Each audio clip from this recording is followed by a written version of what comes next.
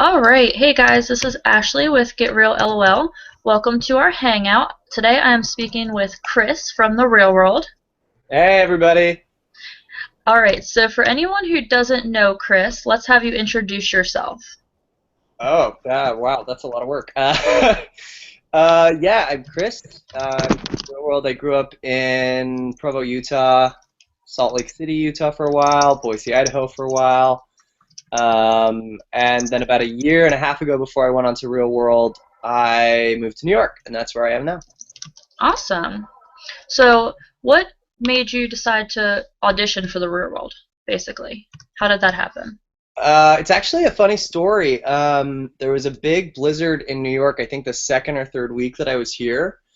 And I was living in this like lean-to in this like heroin dealing art dealer's loft in Bushwick. It was just like an Airbnb situation gone wrong, and I had a good friend that I met. She was actually my first friend in the city, and she was also my first queer friend in the city. And she was like, "Listen, like you seem like a nice guy. Like you're welcome to just stay on my couch until you can find a better apartment." And the night of the big blizzard, we got like 3 bottles of Trader Joe's wine and just got like super hammered. And she ended up submitting me for the Real World that night. So Oh, wow. 4 months later, when I heard from MTV, it was quite the surprise. That's so funny. That's awesome though. So you didn't even have a really like audition period, I guess is what you'd call that. Yeah, I mean, I heard back from them pretty soon, and they do a lot of auditions here in New York, and so I kind of just would like take the afternoon off of work every once in a while and do these interviews with casting directors, and yeah, the whole process for me was pretty seamless. They were pretty gung ho about it from the beginning. That's I don't awesome. know if that's good or bad. I don't know either. It could be mixed reviews. I'm not really sure on that one.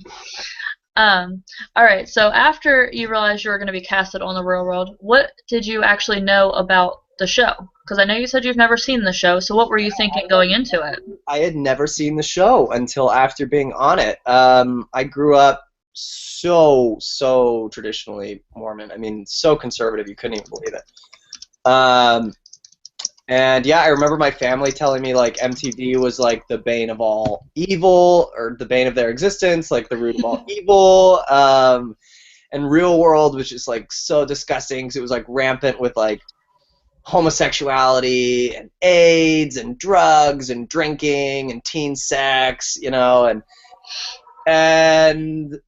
come to find out it was full of all those things. So, Yeah, yeah. very true. Very true. So were you more excited, nervous? Like, what were you thinking going into, what was your mindset on your first day walking into the Well, show? originally I actually wasn't going to do the show.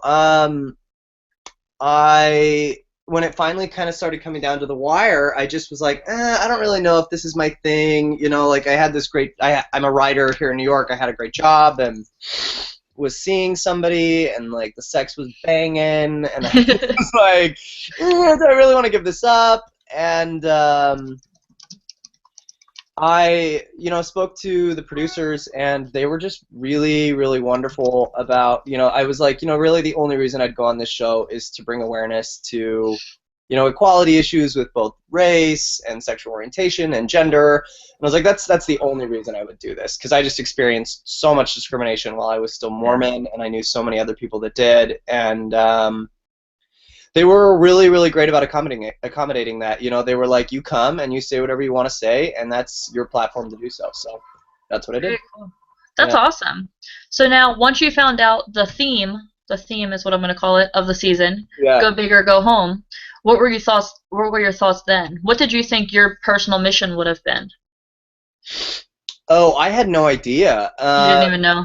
Yeah, I was kind of like, because I was so since I distanced myself from Hmm. Mormonism, I've been so apt to do anything. Yeah. And so I was like, what are they gonna like? There's nothing they can really throw at me. And it's funny because my mission actually wasn't the mission that they showed on the show, they actually had like a whole mission that I did where I had to say yes to everything for a day. Like couldn't really get me, like there was nothing really puts me outside of my comfort zone. Like I just don't really give a fuck about anything. So Yeah. so it kind of was a bust, you know. There was a few missions like that were just like a bust. Like no one was Aw. cut him out of the show. That's funny. That's Yeah. awesome. Oh my. So the next question that we have is from a fan. It says, "Were you happy or worried when you found out there was another Mormon in the house?" A mix of both, actually. As people see on the show, like the first few weeks, took a lot of comfort from it. I think both Jen and I did. It was just really nice, like having someone who like understood kind of like the weirdness of being Mormon, and then like pairing that with like being on the real world, which is a very not Mormon scene. Yeah. But then I think about the month and a half mark was when we kind of started being like, ooh, like me not being Mormon and you being Mormon, that makes us very different people, you know? Yeah. And that's where I think people start seeing a lot of the conflicts that we started having, you know? Okay. Yeah. So for anyone who's not familiar, can you just explain a little bit of background about what it means to be Mormon, since that's your background? Oh, yeah. So Mormonism is an American religion. It was started by Joseph Smith in the 1800s. He was a farm boy who lived in upstate New York, and claims that one day while wandering in the woods, God and Jesus came down in a pillar of fire and told him that he needed to start a new religion as a 15-year-old boy. So he then spent like the next 5 to 10 years translating various, like, he claims to have had like a plate of, like, a book of golden plates and like multiple Egyptian manuscripts from which he procured this new scripture, which is the Book of Mormon, from which Mormonism derives its name. And it now has, I think there's 15 million members worldwide. The headquarters are in Salt Lake, and it's a lot like, if you were to describe like if you were to take a very intense Baptist church and then combine it with Scientology, that's kind of Mormonism. Okay. Yeah. So like you can't have sex before marriage, you can't drink tea, you can't drink coffee, you can't drink beer, can't smoke weed, can't smoke cigarettes, can't have sex, nothing. Oh wow. That's crazy. Yeah. Can't show your shoulders, can't show your knees. That's crazy. It reminds me of like if you go to a different country like Pakistan or something. Mm-hmm. It's kind of like that. Yeah, my mother just sent me an Ayn Rand quote that says, "There is no difference between communism and socialism." Well, great. Okay, so she hasn't spoken to me in like 6 months, and she sends me that because I'm such a big Bernie Sanders supporter. Now, okay, so speaking of your mother, what is her thoughts on you doing the show? And has she been watching the show? Oh my God. She was so against it. Still is so against it. I mean, the only conversation that we've had since the show aired was her telling me she was going to sue me. So. Oh wow. Yeah. Okay, so she is not supporting that whatsoever. Then is basically. Oh what it no, is. no. I mean, my mom is still incredibly Mormon. Her family's like a very like high-ranking, highfalutin Mormon family. Okay. I mean, like my extended family on my mom's side. So they've all but just like cut me off, you know. Oh. And, so you said do you still speak to any of your other family besides your parents? yeah, my brothers and I are really close. They've both since left the church as well. My sister and I are not as close. She's very, very Mormon still, so it's been kind of hard to remedy that with our relationship. Oh, okay. So back to Real World. Now that I just wanted to get everyone like a little bit of a background because I feel like no one really knows what Mormon actually is when you speak about it on the show. Yeah. So I just wanted to get a little background on that more or less. But so we're back to the show. So in the first episode, we see everyone come in and jump out of a hot air balloon. That's their first mission. Yeah.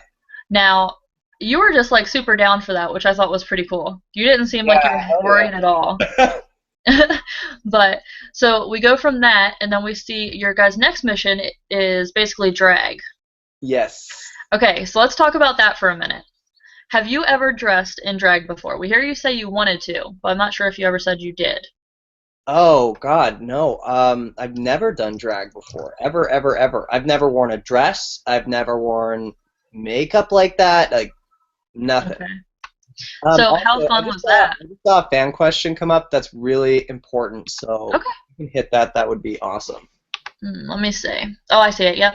It says, "Can you talk a little bit about how it was coming out to your parents since you had to tell them you were not gay, you were not making a choice at all?" Okay, so the way that my coming out actually went, so I had been dating this girl for like 2.5 years, Okay. and I was visiting Idaho, and I went to my best friend was, well, one of my best friends, she was like, we should go out tonight, and so we went out, and one of her friends suggested that we go to this gay bar in Boise, and it was the first time I'd ever been to a gay bar in my life, and I kind of just sat there by myself the whole night because I just felt really uncomfortable and awkward. Aw. We were walking out of the bar. This really, really cute guy came up to me, and he looked at my friend, and he was like, he pointed at me, and he's like, "This guy gay?"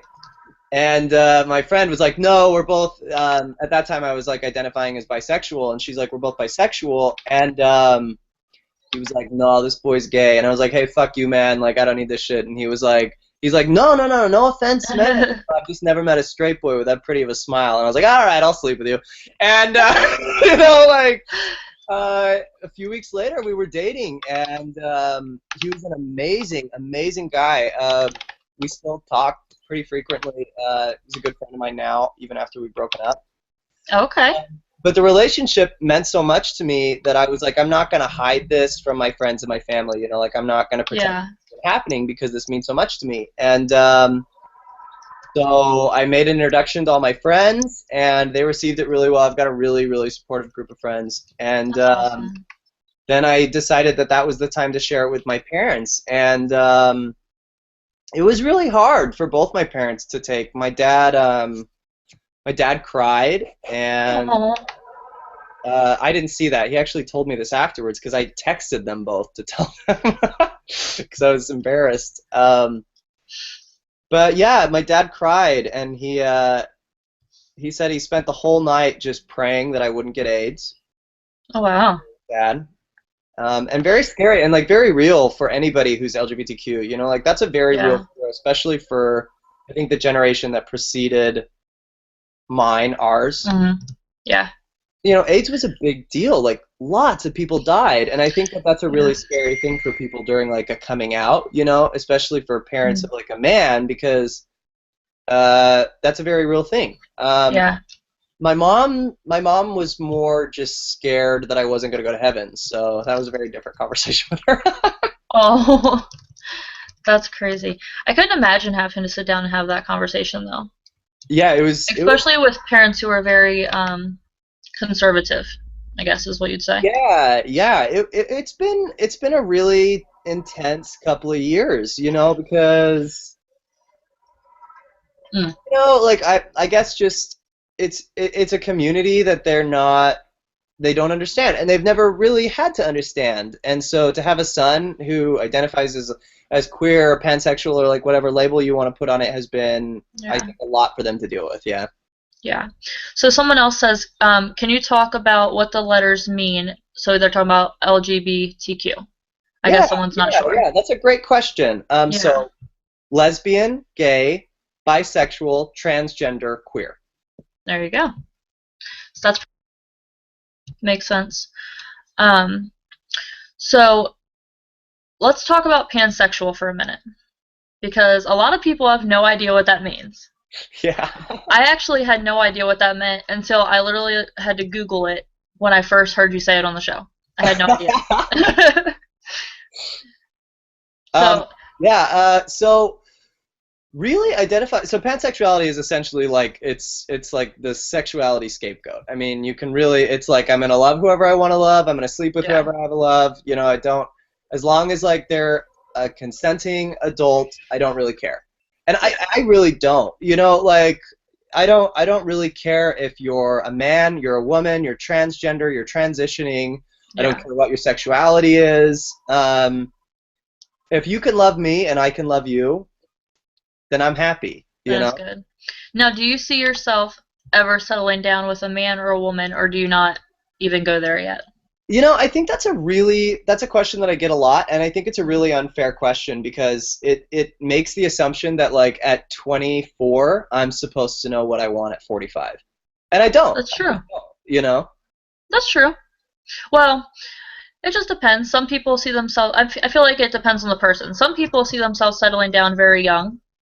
Some Yes. people not till they're older. So it just depends on the Me personality. no. Yeah, I understand. Um, so next question is we're gonna. There's no fan questions at the moment, so we're gonna get back into real world for a quick minute. Let's just talk real quick about the whole leak issue and get it out of the way. Yeah, yeah. Okay, so we seen on last week's episode about the leak. Basically, you put out a post about Jenna, which I just want to point out. I don't think it was as big of a deal as everyone made it because I never saw it before the Yeah. show aired. Yeah, I mean, I think maybe like 30 people saw it. Okay, well, if you They want, made it sound like, I mean, okay, made for great TV. You know, like very true. everybody's been like eating it up, and the ratings went through the roof. So, I mean, I'm Yeah. sure Bunna Murray is thrilled. But I think what people don't understand is it's like by that point in the house, we had had so many conversations about race and sexuality that had just gone out the window. You know, like had no effect. And the hope was on my part, and I think I've talked about this in a few, both in like the press release that I released Hmm. over the last episode, and then several interviews that I've done since then. Is it's like I mean the only reason I came on this show were to talk about those issues, you know, Yeah. and like whatever people want to say, you know, call it bullying, call it meanness, yes. I mean, Jen and I have worked through the like meanness that took place Hmm. between the both of us, both before, during, and after that. But the big thing was, I mean, we had really tried everything to try and just like bring to her awareness, like, listen, Jen, like you can't be saying this stuff. And we'd said multiple times, like, Jen, you can't be saying this stuff, and you definitely shouldn't be saying this stuff on TV. And I think her thing the whole time was she's like, they're never going to put any of this on TV. And you know, Kayla and I especially were like, no, but Jen, they are. Like, this is going to be Yeah. on TV. And I hoped that by her like reading it, and the reason why I didn't come forward at first is because we really hoped that like she would think that this had come from someone else, and like Hmm. seeing the negativity would make her think like, oh, you know, maybe this isn't a good idea. And then, you know, I pulled it down like the next day, you know, Yeah. but it So that's didn't probably why no really one's seen it. work. You know, we still like I think people will see throughout the whole rest of the season. I mean, the conversations that we have about race, religion, and sexuality, they happen over and over and over, and I think people will see them happen until the very last episode. Yeah. So the biggest question that we've had about this whole leak for you is why post a leak rather than just letting people see what she says basically through the show? That's the biggest question we've had. Yeah, yeah. Well, I think the biggest thing is that by leaking that, whether Bunna Murray wants to admit it or not, it almost did guarantee that all of that was going to make the show. Hmm. And I think that was the thing, is like especially with CJ and I, because we were really the ones who kind of like led the charge on conversations about sexuality and race. Um, I think both of us were a little concerned that it was going to end up looking like it has, and that's that like we were really making a victim out of this person. And the thing is, Okay. I don't think that people see that was not, these were not like two conversations that were had. Like the 2 to 3 conversations about race and sexuality that people have seen up to this point in the show, that's maybe like 1/20th of the conversations we had. I mean, like it got to the Okay. point where like we would wake up in the morning and Jen would say something offensive, and it would be a conversation that lasted all day long, Okay. every single day. And I think that we just got to this point because when that happened, it was about the month and a half mark on the TV show, or like in living in the house. So about Hmm. halfway through, and no progress had been made. The comments had become increasingly more offensive. Um, we had all gotten to the point where, like, I don't think anyone in the house was even talking to Jen at that point. Oh wow. Because it just, like, every time we tried engaging with her, there was Yeah. another thing that came up. And it had gotten to the point where she had even isolated, like, Sabrina and Kayla and Dion. And, like, they're kind of really hard to, piss off. Yeah. Well, Kayla, not so much, but Sabrina and Dion, yeah. And by that point, it was just like, all right, something else has got to be done. Like, this is just getting ridiculous. Yeah. Okay. I just wanted to bring that up, just like let you kind of explain yourself a little bit. That way we don't have to go into a bunch of details about it later. So James Nixon wants to know if you did anything on the show that you regretted. That's the first question. Yes, actually, but I can't talk about it because I think it's in the Okay. episode. Okay. Well, we'll wait. Song, I'll tell you that. Okay. We will wait and see that one. Yeah. And then his second question is he would like to know if you have ever seen the Book of Mormon. Oh, honey, I'm too poor for that. Yeah, no, I have not yet. My friends are coming out this summer, all of my Mormon friends who used to go to BYU. And so we're making a point to see it all together once they get here. Awesome. Very cool. So on the next episode of Real World, we've seen a preview already, and we see that you're going to be doing a resignation, basically, is what they called it, of Mormonism, correct? Yes. So I know we can't talk about what they show on the show, really, but what is that process like for someone who was a Mormon to resign from being a Mormon, basically? It's actually an incredibly difficult process, which is why I really was happy to have been able to do it on the show, because I wanted people to be able to see that process so other people could leave themselves. Yeah.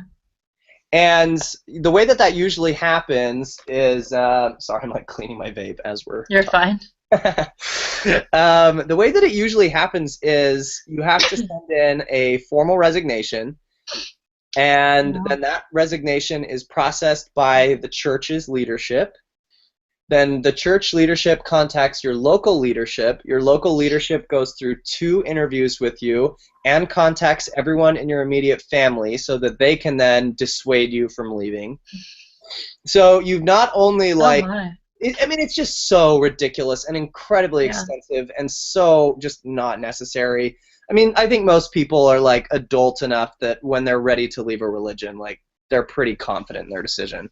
So my process was a little bit expedited just because I was like obviously on a television show, but I got really lucky because there's actually this great lawyer in Salt Lake who offered to do a bunch of legal work for me as a part of it, and so I didn't have. He actually filed a cease and desist with the church for me, so that they couldn't contact me and like pester me and contact my family, which was so helpful. Yeah, that's like that's like a longer process than it takes to get a divorce from a person. Oh, it's absolutely ridiculous. Yeah. Like, and it's like for me especially, I'm like, like I had left so long ago in practice and in theory. So for them to like have this just be the last thing, and it just like, God, it takes so fucking long. I was like, this is just ridiculous. Like they'll do anything to keep these people. That's so crazy. It's so crazy to me to have a religion like that basically is just sucking you in. It seems like. Oh yeah, like I said, it's such a cult, and it's like the scary thing is that it's like it's not like a small cult, like it's a cult of 15 million people, and like people don't know what we do in those temples. Like they don't know what we do in our churches, and I think that's what's so scary is it's like, by the time I was 15, I had already done all of these like ceremonies in the Mormon temple, which involved like baptisms for the dead, and that's that's like some like Indiana Jones level shit, like. And that, like to subject like a 14 or a 15-year-old to that, like to ritual, like cult rituals, I just think is really distasteful and like should be dealt with, So, okay, we have another really good fan question. It says, now that you had Real World as a platform, do you feel like it was a successful endeavor, or should people not pursue TV as a way to bring light to issues like this? Whoa, that is a great question. Yeah. I will say this. My looking back on Real World, I'm both it is both the best thing and the worst thing I have ever done. Okay. Would I Let's recommend say why. would I recommend it to anybody? Absolutely not. I would, in fact, strongly encourage people not to do it. Okay, so why is that? Um, it is just in the way that it is set up. It is meant to be traumatizing, and it absolutely is. You know, Got you. I mean, the things that I saw and heard and experienced while living in that house, I don't think you can replicate in real life. Which is, again, I think the point. Yeah. Um, but you know, like you don't walk away from that okay. Mm. It's not partying all the time. It's not all this fun that it's made out to be. It is really, really, really intense. Hmm. Yeah. Okay. So do you think that you succeeded in what you were trying to do though by going on the show? I think just being who I am and being on the show accomplished what I wanted to. You know, Mm-hmm. like from where I grew up and like who I was supposed to be, Mm. I never ever should have ended up on the Real World. You know, I never should have ended Yeah. up on TV. I never should have left Utah. And so for me, the victory lied less in like how much were you able to accomplish on the show, and more so like you did this, you're here, which is Yeah. I think a big deal. You know, it's like breaking Amish level shit for me. Oh, that show. Oh, that show. Yeah. Well, I don't know. That show just fascinates me a little bit. Oh yeah, Now, absolutely. I wish they'd make a Breaking Mormon. You know. that would be interesting for sure. So now we actually see on the last episode, Kayla talks to you a little bit about she wants to do like an article about Mormonism. Yeah. Now, how in depth did you guys go with that? Did you give her a lot of good juice for that? Yeah, she's actually working on it right now, which is very exciting. Awesome. That's very cool. Yeah, yeah, very exciting. Kay's super talented. Yeah, yeah, I think it's going to be an exciting year for all of us. Yeah. Doing like a lot of modeling and doing a lot of journalism. I'm obviously like trying to like do activism and writing. Um, and I think both she and I are really really proud of the way that we were able to like represent religion and this church and like this experience that I had and then the experience that she had being a friend and an advocate for me. So, Yeah. yeah. That's very cool. Now, who would you say that you were closest to on the show? And are you still close with them now that you're not living together? Oh God. Hmm. Oh yeah, I'll hit that question in a second too. That's a good Yep, question. I saw it. Good question. Whoever's watching. Sorry. What was your question again? Who are you closest to on the Oh, show? yes, yes, yes. Yes. I think the person who I learned the most from, and as a result became the closest, actually CJ. From like the first day we were there, we both were just kind of like, you have been through some really crazy stuff. Yeah. And I think we just saw eye to eye for some reason, and Mm. she became one of my biggest advocates and allies in the house, and she has been every day since then. You know, I mean, I talk to her Yeah. all the time. I think I might be the only cast member who talks to everybody on the cast almost every day still. You Oh, know, okay. like even Jenna, I talk to her probably every other day. You know, like we just when you go through something that crazy together, you just kind of Yeah. are like, after it's all said and done, it's like, okay, like we have our differences, we don't see eye to eye on these things, but like we went through this. It's like being trauma bonded to someone, you know? Yeah. I was about to say trauma brings people together, unfortunately. Yeah, yeah, yeah. Well, and I think when people tune into these last few episodes, they'll really understand why we're all just so fucking traumatized by this whole thing. It was just crazy. Yeah, this season is definitely like no other. Oh Um, yeah. Well, and like seriously, like I cannot say this enough to people. Like people are like, "Oh my God, this is such a crazy season," and I'm like, mhm. "You guys are literally not even in third gear yet." Yeah. Like, and I'm not even saying that like because I have no reason. I mean, yeah, I was on it, but like I have no reason to like promote this any more than I already have. But Yeah. Jesus, I mean, like when people see those last few episodes, It it's just gets like crazier. Like there, I think our season finale, there's a chance that it could change TV forever. I mean, and I'm not saying that's it is going to be absolutely wild. Well, I'm pretty sure that was Murray's goal with Oh, I'm this. sure. Yeah. Okay, so the next question is a really good one. It says, do you think you would have left the religion or been bisexual if you had not been violated as a young boy? And I think that's a really important question. Yes, I think so as well. So I've actually gotten a lot of questions about that. And I think the thing that like I need to reiterate to people is that I had crushes on boys well before I, had an experience, before I was violated as a teenager. Like I remember like having crushes on girls and boys on the playground in elementary school, in middle school, in high school. This was not something that just like happened because I'm a victim of abuse. No, like that, like sexuality, I think means so much more than that, and to minimize it that way, I think is actually, to me, like personally, pretty insulting. Yeah, I can see that. But yeah, I think I left the church anyways because it's a horrible religion. Yeah, I think a lot of people get sexuality mixed up with experiences, I would say, because I feel like sexuality is a thing that you kind of know pretty young. If that makes sense. Yeah, well, I think like, and I mean, you grow into it as well. Don't get me wrong, as you get older. Yeah, but very much so. Well, and I'm seeing that 100% right now. Like I'm like just barely coming into my sexuality. So I mean, I've only been having sex for a year and a half, 2 years now. So that means you're out having sex all the time. That's what you're saying. No, I'm just kidding. But no, I feel like even right back down to Jenna, I feel like people have good intentions.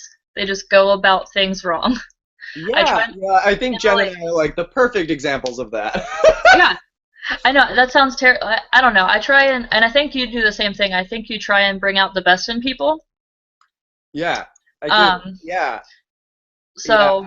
Yeah. And that's the thing. Like, people are just so mad at Jen right now because of the things that she said. They're so mad at me because of the things I said.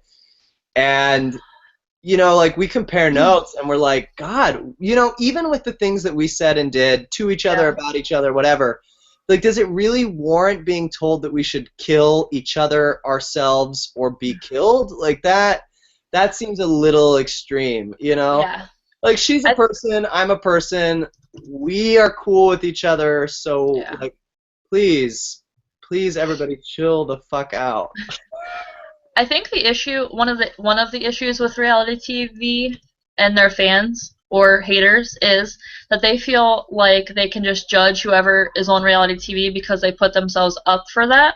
Yeah. But I still feel like, and I think it's going to happen till the end of the world with reality TV, but I feel like people just need to be a little more respectful of things that people do on TV. Because first of all, a lot of it could be editing as well. Oh, absolutely. And, like, a lot of it is. Like, I think what people don't really know and don't understand about Real World's unique in the fact that, like, it is not scripted at all. I mean, like, we don't have scripts. We don't get cues from producers. Yeah.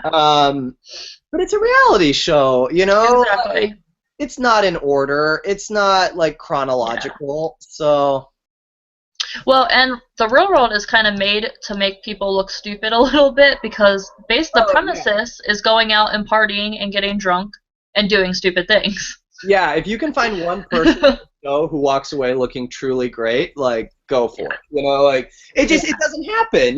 Like, I was talking to I've talked to everybody on the cast about it, and I'm like, do you feel like anybody walks out of this show being a hero?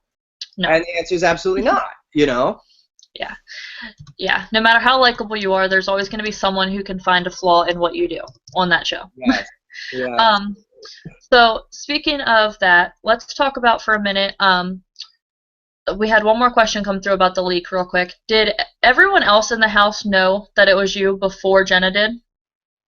No, it's so funny. Again, this goes back to editing. I told everybody in the house it was me, and I guess production just didn't feel like it was glamorous or exciting enough. So so what had happened was I went and apologized to Jen first, and that's the one that everybody sees on the show. Yes. But then the truth mission, they actually didn't show any of what actually happened in the truth mission itself, because in the actual truth mission, the truth mission was to go tell everybody other than Jenna. And I had obviously already told Kayla, and so I just like went out to everybody and I was like, yeah, like everybody knows I leaked it, right? And everyone was like, yeah, obviously. You know, like no one was surprised, and like well, really hated Jenna at that point, so no one was mad at me. it was super hard to tell from the editing of that because you see Sabrina talking about how she didn't think anyone in the house did it, and then all that different stuff. Yeah, so they were really good. Like they edited that incredibly well. So yeah. Okay. Made a hell of a episode. Yeah, so that was just a question, but it says the next question says, did Jenna's statement on the last episode that she was going to believe what she wanted to believe speak true to the Mormon religion practices? It says that really seemed to stick out. She didn't say she was going to stick to her faith. She said that she was going to believe what she wanted. Does that make sense? Yes. Okay. Yes. And that I think was one of the conversations that we had as a cast or roommates that we had with Jen all the time. Is it's like, you know, you can't make these statements about people's lifestyle or, you know, who they sleep with or, you know, or their race, or you can't like make these like really charged statements and then say like, well, this is how I was raised because I'm religious, but then later be like, well, I don't have to like follow the rules because I believe what I want to believe. Yeah. And it's like, well, you kind of have to choose a side. Like you either have to be the religious person who like follows the rules and then is given a little bit more liberty to say whatever the hell you want, or, you know, like you just have to be like, yeah, I'm not religious and I have no idea what I'm talking about, which is I think what everybody else kind of does. Yeah. Okay. Yeah, someone else just posted about that, so I just thought that was an interesting point of discussion for a minute. But yeah, it's just a lot of craziness this season. Yeah, I'm really excited for the next couple episodes.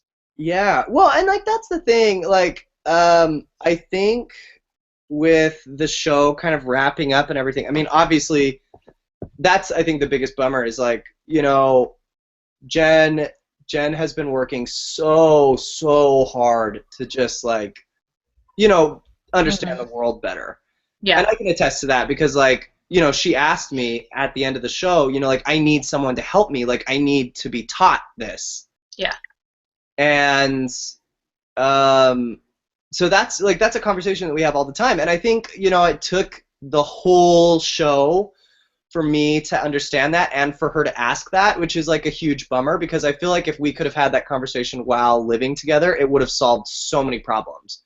Yeah. But, you know, like we were on a TV show, we were hammered as shit, you know, like both of us were proud, we were stressed, we were scared, and it's really hard to like let your guard down and be real with people when you're on the real world. Yeah. Now, so did you actually notice the cameras most of the time, or did you kind of just forget about them? Because most people just forget. Yeah, you notice them every fucking day. They're right there in your face. Oh, really? Yeah.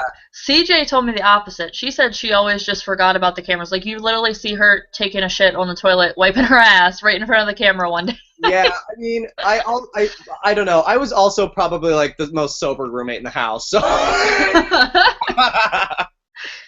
Oh my gosh. That's so funny. I feel like people probably would picture you to be like the most rambunctious just because you're coming out of this super strict religion. Yeah. But it doesn't seem like that was the case most of the time. No.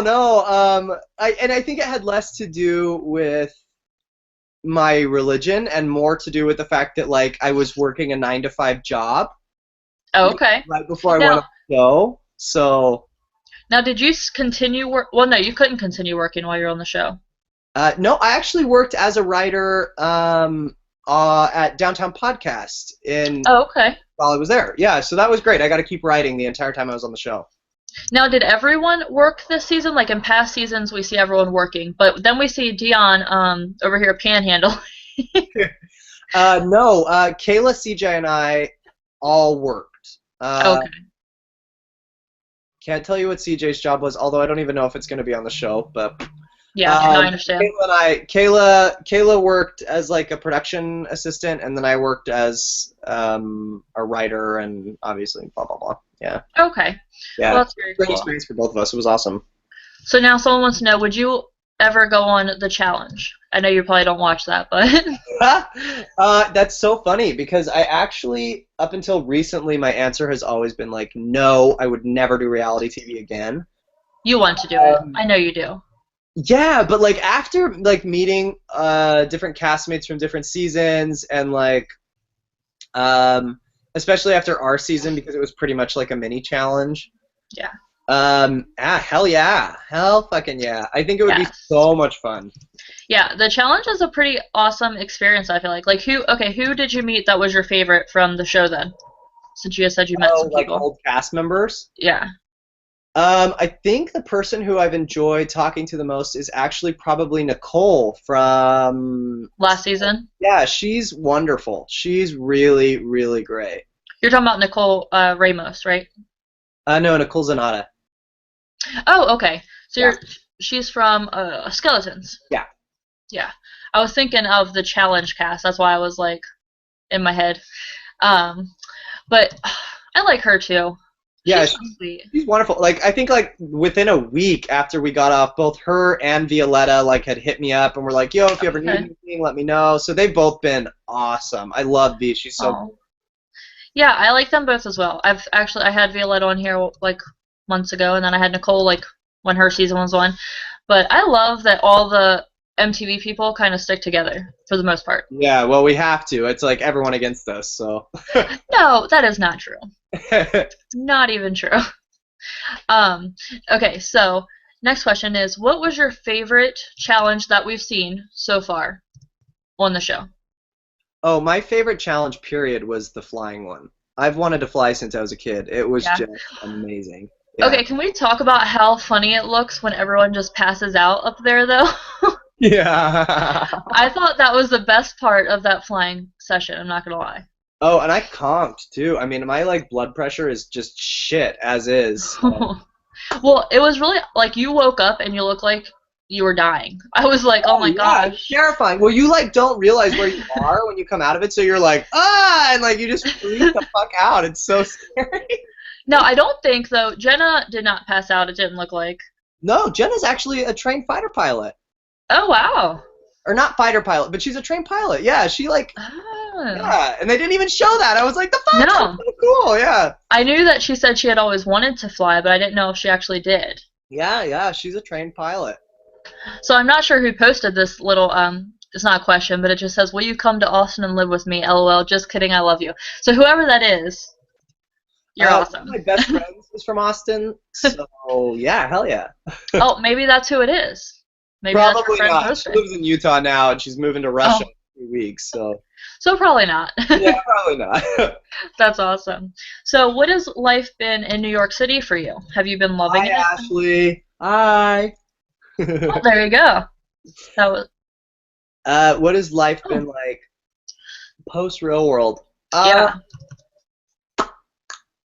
Hi, Aaron. Hey. Oh, that was Erin that posted that. She was telling me that's what happened. Oh, hey. Uh, sure, Aaron. I'll live with you. Yeah. Since real world, life's been interesting. Really interesting. I've been able to like get involved with New York Pride, which has been super exciting. Like planning on doing some really exciting stuff with them and with Jenna. Um, so I think fans can look forward to that. That'll be really cool to see. She's actually Awesome. coming out to New York for Pride with me, and That's very cool. we're gonna be celebrating that together. That'll be really fun. And then let's see what else. I've been working a lot on my book, which has been amazing. I've been working with this Awesome. great branding company and doing some freelance for them, which has been super fun. And then doing like a lot of like events and hosting here in New York, which is always just like so exciting, you know. Now, are you still modeling, or is that just not Yeah, happening? well, that. Well, that. Oh my. Look at that walk. um. Well, you're also doing the Sanders campaign, correct? I feel like I see you doing Yeah, that a I'm a lot. huge Bernie Sanders fan. I Huge. thought so. Oh, and let's talk about before we're done. Let's talk about the MTV Movie Awards. That's so exciting. Yeah. How fun was that? Yeah, I literally stood at one point. I stood 100 feet away from Cara Delevingne, and I thought I was gonna shit my pants. You know, like, Oh and my I'm god. not kidding you. All three of them were there, like all three of those huge supermodels, her, Yeah. Kendall Jenner, and Gigi Hadid, and they all came together. They are so beautiful that you just want Yeah. to like go home and become a cat person. Like you're like, there's no hope. It's not even possible. Like Oh my gosh, that's so they funny. never gonna look like that. Yeah. That's too funny.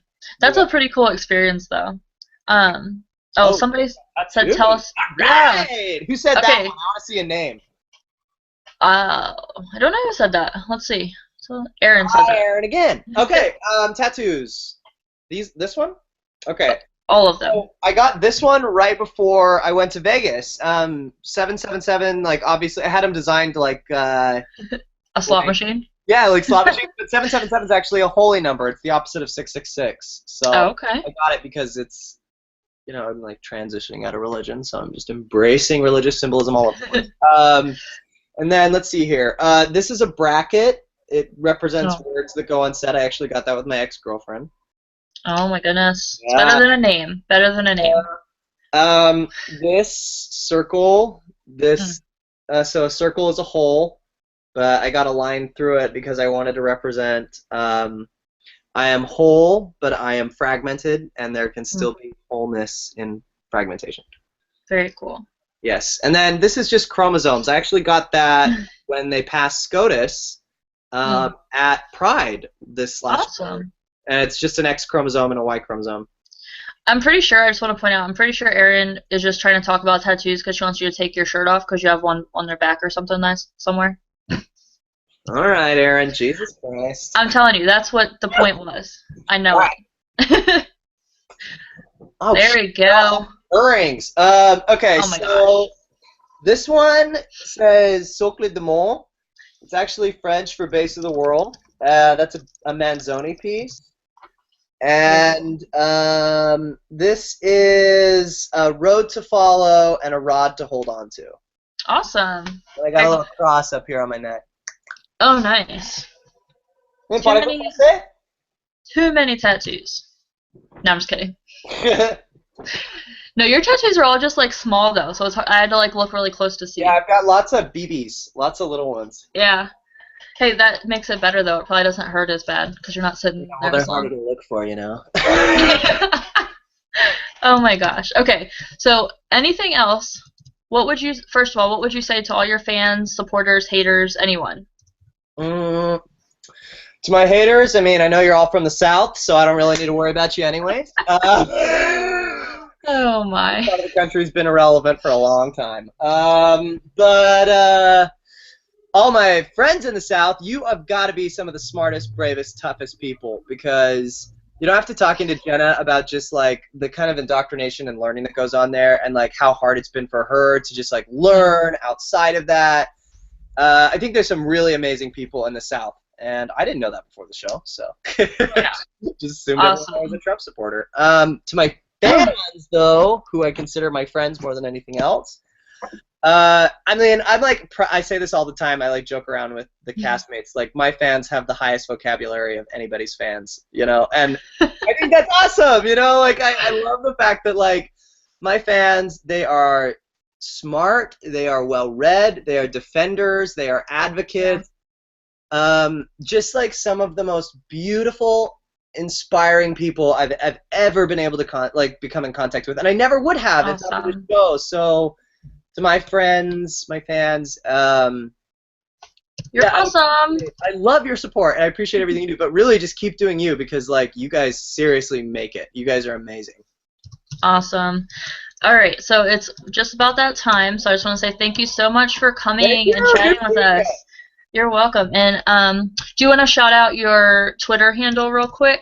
Yes, you can follow me on Twitter at MTV_Christopher, and you can follow me on Instagram at Christopher Ammon. But you better be cool because it's a private account, and I'm only gonna let you in if I like you. So.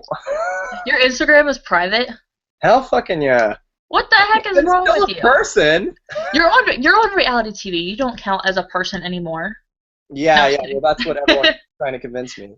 I know. That's what everyone thinks, I think. Yeah, it's like once you're on TV, you automatically become like property of the world, which Yeah. Not true. yeah. All right, but no. All right, so everyone go follow Chris on his Twitter and Instagram. The stuff is listed below in the video details as well. All right, and we're going to wrap it up now. So thanks so much Bye, again. guys. Thank you. Bye. Bye.